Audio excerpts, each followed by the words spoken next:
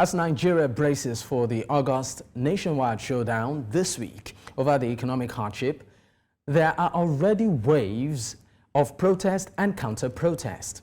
However, politicians and security operatives have advised persons against taking to the streets, but organizers say the government's failures have left them no choice. Comparisons have been made with recent protests in Kenya that forced the government to withdraw new taxes. But it is not clear what shape these rallies could take in Nigeria. Nigeria is currently suffering its worst cost of living crisis in a generation following President Bola Ahmed Tinubu's reforms, which has brought about untold hardship to quite a number of Nigerians. Now, with demonstrations set to start on Thursday, the 1st of August, the atmosphere is pretty heavy, with anticipation high, yet uncertain. Well, joining me on the program this evening to discuss this is Aisha Yesufu. She's a civil rights activist. Aisha, thank you for joining me on Politics HQ tonight. Thank you so much for having me. All right, let me start off with a tweet of yours, just about 53 minutes ago to this program. Oh, okay. You wrote, "People are tired." That's on your X account. The people that used to think the protest is for people with no jobs are telling me now they can't wait to be a part of the August 1st protest organized by citizens. The hunger in the land has gotten a lot of Nigerians to factory setting. I think I'd just like you to speak more on that first. Yes. So I went out today and I met quite a number of people. Those who ordinarily, are always so dismissive. Oh, you people on the street. So with this air of you don't have work now, that's why you're on the street kind of a thing. And then I'm saying, oh, we can't wait. How is this protest going to be? And even in the last few days that I've gone out, I've gotten that response a lot from them. And it just simply shows that there's a bit of selfishness, that people have. People don't want to advocate on issues or take on issues until it happens to them. And so all this while that we're saying, look at the signs, look at where we are heading to. They just felt that it wasn't any of their business because they could go to market and with the money they have, they could buy food and eat and, be okay. So it didn't matter. But now people are actually at that factory setting where they now know that everything affects them and they understand that governance is important and it's affecting everyone and they are ready to be on the street. So it's all about the citizens. Whatever the citizens decide, that's the way things will go. But some are also of the opinion, like we saw today, even though, in some parts of the country, some, what I call it, sprinkle of protest. We saw a bit of it in Niger State.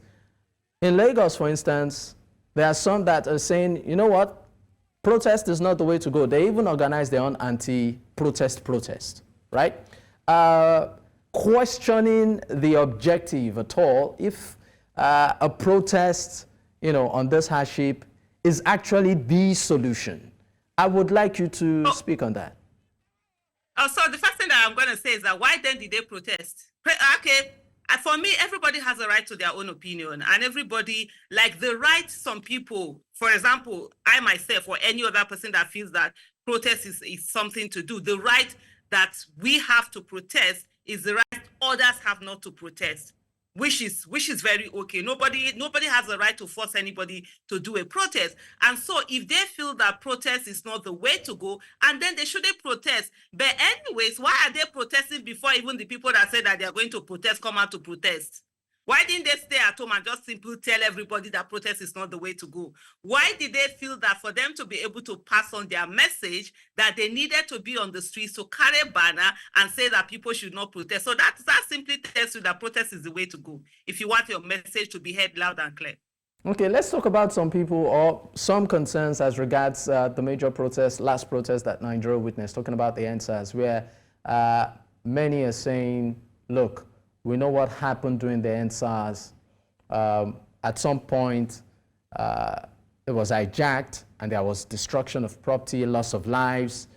Some are yet to even come out of that shock of some of the things they experienced personally. and they're saying, look, this also might just go that way. For my question to you is this: are there takeaways from the NSAS protest? And for those that have similar concerns, what do you have to say to them? Oh, so the first thing that I'm going to say is that this question should be to the government, to the Nigerian government, because the Nigerian government is the one that behaved like a terrorist government. No, I think I should remove the word behave. Nigerian government was a terrorist government. On October 20, 2020, they decided that they were going to kill citizens who had come out to simply protest and say that their lives should be protected. They should not be killed anyhow by police. One of the things that I would say to you, there was no protest that was hijacked. NSAS protest was not hijacked. The Nigerian government brought in talks to beat up NSAS protesters and also to kill them. We saw police vehicles, the Nigerian police using its own vehicles to convey talks. We saw the Nigerian military using its own vehicles to convey talks. We saw the DSS and all of that using their own vehicles with their own men to convey talks. And I didn't put water in my mouth while I'm saying this. I'm saying this thing. We also saw the Lagos state government using its buses, those blue buses that they have. Okay, let's... Hold on. I allowed you to finish. So let me finish answering. I don't want to get into any other thing without answering what you have asked me. And so the Lagos state government used its own those blue buses to convey talks, to go and beat up protesters, main protesters. We still have one that was wielding knife that sometimes you still find his pictures. People have shown his pictures with politicians. So there was no hijacking. They brought in talks to attack the people. When the same talk... Aisha, let's bring it to the reason. Hold on. You asked the question, or do you want to do the interview on your own? I'm very good with going back home and doing what I'm doing. Okay, please. Because you asked the question. People are constantly being gaslighted. Things that did not happen. And the way media has continuously portrayed this thing, a message that is false, that is not factual. And so, like I said, I've told you, I've given you where the government brought in talks. And this talk, and some people say, oh, the protesters, when they were killed, they went on rampage. They didn't go on rampage. They were dispersed.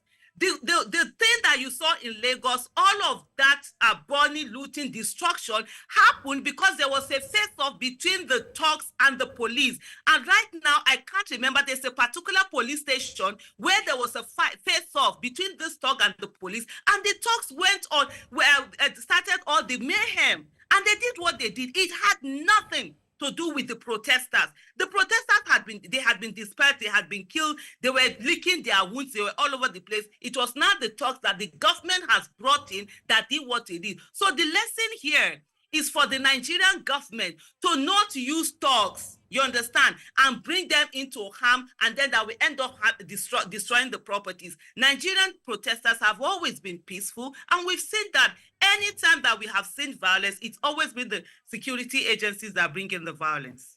All right, Aisha, thank you for all of that explicit explanation. But let's go back to the reason for all of this, particularly the current one, and that is the state of the nation, the state of the economy. We've seen this government roll out some policies from day one, talking about the removal of the subsidy regime on petrol, and then it didn't stop at that, the unification of the exchange rate. And the promise is that at the end of the day, in the long term, Nigerians will benefit from all of these policies. The fallout of it is the current, price of basic items like food. I would like you to speak on some of these policies, particularly in reaction to some of the agitation of Nigeria, one of which, the recent review of the minimum wage, right? From what it used to be to 70,000 naira now. So I would like to know your take on some of the policies of the administration. Okay, so what you've asked is a lot of questions packed into one. So you expect a bit of a longer explanation. Let me start with the removal of subsidy. I am one person that have never supported subsidy. in the year 2000, from 2007 to I think around 2012, 13, I was in the transportation business. I had trailers that were going to Lagos and then bringing things to the north, and from north taking things to Lagos. And diesel wasn't subsidized. And I found it, ridiculous that we were subsidizing petrol, but diesel that was more of commercial usage wasn't being subsidized. So that was why when the 2012 Occupy Nigeria protest happened, I was not part of it because I actually wanted subsidy to be removed. And even up to today, I've always said it, I want subsidy, to be removed. So the removal of subsidy, it's not the problem. The way you go about it is what has been the problem right now. For example, if we talk about subsidy removal, when you remove subsidy, there are certain things that you need to put in place to cushion the effect of it. And even beyond that, there are also certain things that you need to put in place to ensure that your revenue that you're getting the optimal revenue that you're supposed to get. Let's take, for example, the oil theft that is going on. We've seen a lot. We've seen, I think I've seen Tom Polo come out to accuse the chief of naval staff, or the Navy staff, they call them, the chief of naval staff, to say that when they and their people arrest, people who steal these vessels that steal oil, that the Nigerian Navy itself is the one that releases them. We've seen that accusation. We've seen investigation that has come out to say that the chief of naval staff has collected bribes worth hundreds of thousands of dollars, and in letting people loot our oil. We are losing so much every day. We are losing millions of dollars every day. If you put that together in a year, we are running into billions. There have been reports that even the oil that Nigeria gets is less than what is being stolen. If you're going to remove subsidy, yeah, fine. And then you end up ensuring that this oil theft is stopped. And you will have money that can be used within the country itself.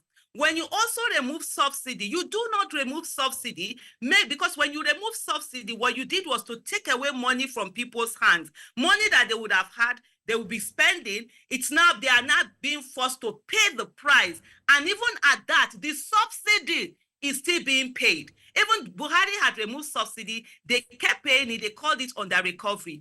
And then the next thing also is to look at the expense of governance, the spending spree that this illegitimate administration has been on. They have renovated house for vice president. They have bought, now they've bought a presidential fleet, they've bought yachts, they've done building, all sorts of things. You've seen the $15 billion contract that was put in place to the extent that businesses were being destroyed. That's one on one hand. So you don't just remove it and then you don't put anything to cushion the effect of it. When it also comes to unification of dollar, I'm not an economist, but for me, the way I look at it, we've had a situation whereby there are people who have had undue advantage over others. A lot of people have been doing what they call round tripping. They come, maybe they have friends, they collect $1 million. They don't have businesses. They pay abroad, they get this money back in here, and they sell it and make profit. Some businesses, because they have connection, they're able to go to CBN, they're able to get monies at official rate.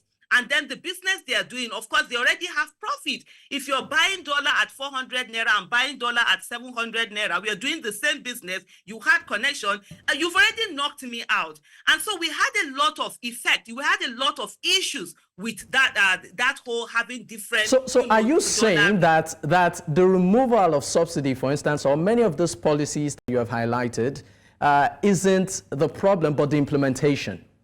Absolutely, it isn't the problem. Removal of I said to you, for the last 15 years, I've wanted subsidy to be removed, and I still stand on that. It's not the problem. But you don't just come out because maybe and just make a pronouncement and you have nothing to follow. There's no governance. There's difference between governance is not wishy-washy thinking. It's something that you have to think about the effect that it has on people's life and the way you go about it. Even the unification of dollar, you understand, to an extent. Right now, we're talking about dollar, right? there was a particular expense that they did. I can't remember what it is now. Was it cars they bought? We've had a lot of dollars being spent on buying cars. We've had a lot of government itself spending so much forex that we do not have. Even the petrol that we are importing, why are we still importing petroleum?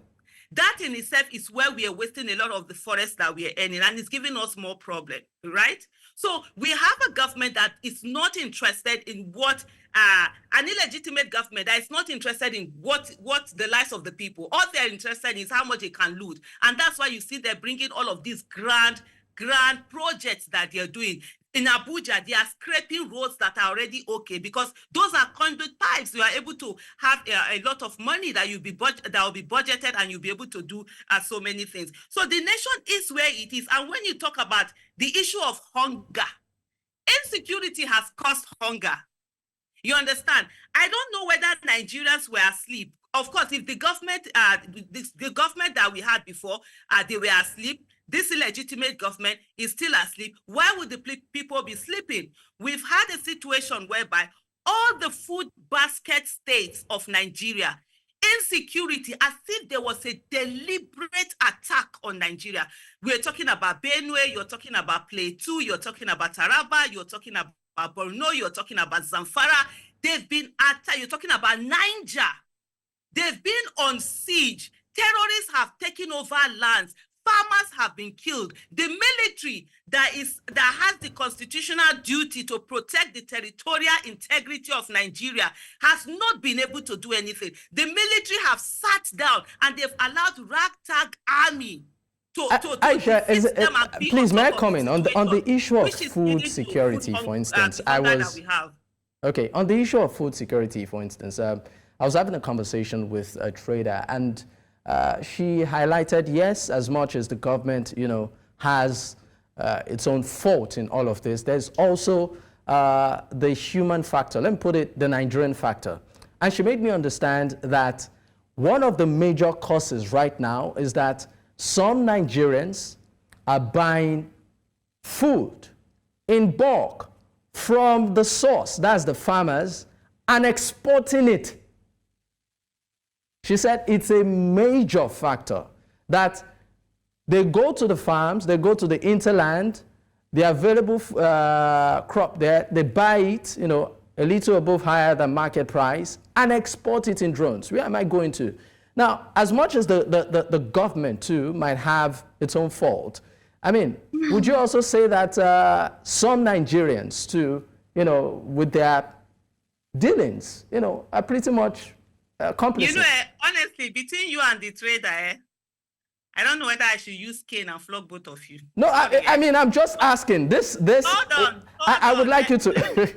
Yeah, I will, because I'm looking at you saying it, and I'm like, I'm just like shaking my head. No, that is why I'm asking you. Do you think Nigerians to have a role in all of this? I heard you loud and clear. Is the thinking that for me, I'm like, I can't get. And I'm not trying to be insulting or anything, but I'm just tired. As I'm listening to you, I'm like stumped. And this is why I'm stumped.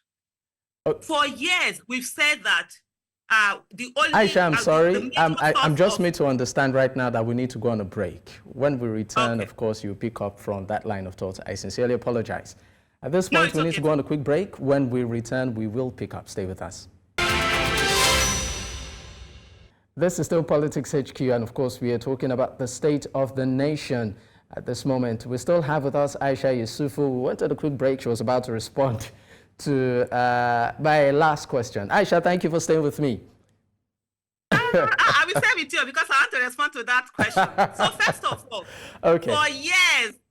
for years, we have been saying that Nigeria is oil dependent. And so what we want to do is that we want to earn more forex from agricultural produce. Agriculture has been hyped. So many billions have been spent on agriculture to be able to revive it to such a place, to the glory that agric used to have. I think, if I'm not mistaken, between 50 to 60-something% of Nigeria's income actually came from agriculture before the oil boom that made us to leave agriculture. Now, we are blaming people that they are exporting food and bringing in forex, instead of us to blame ourselves that we are not producing more food so that there will be enough to eat, enough to sell, enough to get forest, so that agriculture can actually, compete with crude oil, with the petrol, with oil that we have, where we would rather blame. So let me tell you and the trader that you have the conversation with, the people who are exporting are not the problem. There are exporters. They have always been exporters. And the Nigerian government, and even we as people, we've always encouraged people, export these things, bring in forex so that we'll be able to get forex in our country. A lot of countries depend on agriculture. They make such huge amount of monies from agriculture. I mean, Aisha, what do you also say? What do you also say about some individuals who go ahead? I'm sorry. What do you also say about some individuals who go ahead to increase prices astronomically? I'm gonna come to that. You are talking to a trader. I've been trading my own business since the year 2000. I started when I was 10 years old. I used to stay in the shop for my parents, so I know what trading is all about.